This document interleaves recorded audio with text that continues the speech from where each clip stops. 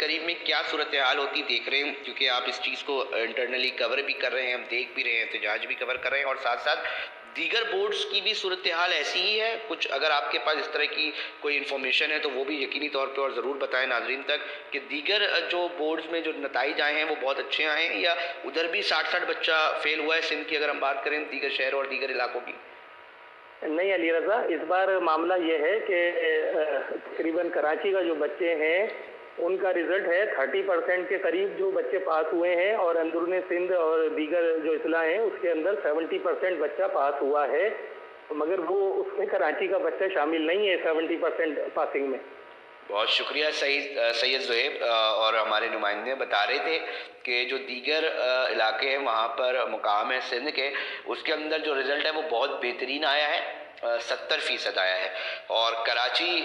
چونکہ یقینی طور پہ ایک سوال ہے، پھر بہت سارے